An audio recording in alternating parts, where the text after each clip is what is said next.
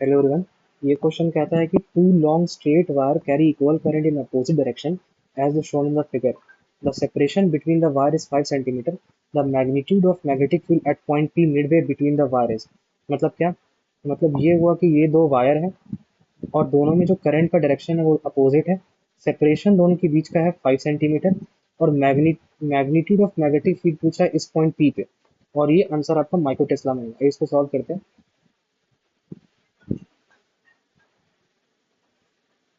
ये हो गया आपका दो वायर,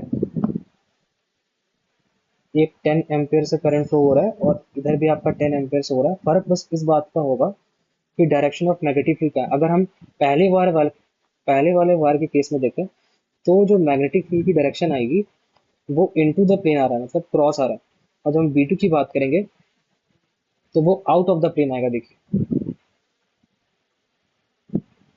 इसमें भी तुम्हारा क्रॉस ही आएगा, दोनों तरफ से क्रॉस आ रहा है। ठीक है, तो इसका मतलब क्या हो गया?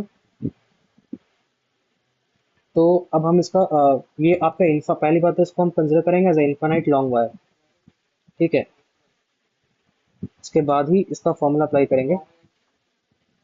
तो हम लोग को जो इनफाइनाइट वायर का जो मैग्नेटिक फील्ड का फॉर्मूला होता है वो होता है mu naught I upon 4 pi are.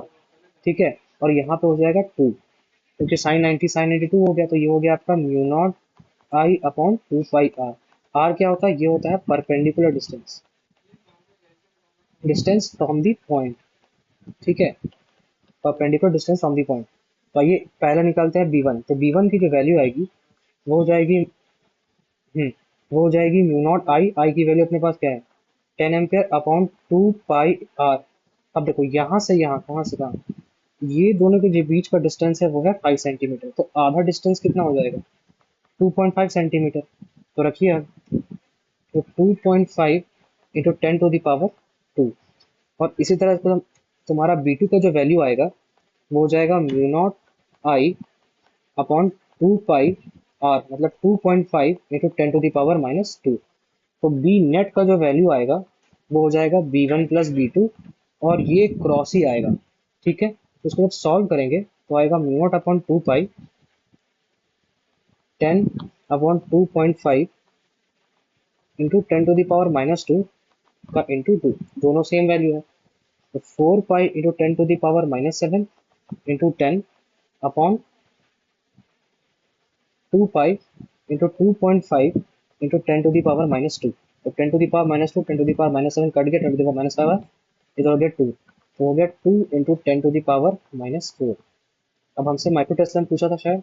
हाँ, इसको हम लोग लिख सकते हैं, क्या लिख सकते हैं? देखिए, 2.5 हो गया तो आपका 2 आया, और नीचे अपने पास है 2.5। इसको सॉल्व करेंगे तो आएगा 20/25। ठीक है, और दो जीरो ले लेते हैं, एक जीरो इधर, एक जीरो इधर।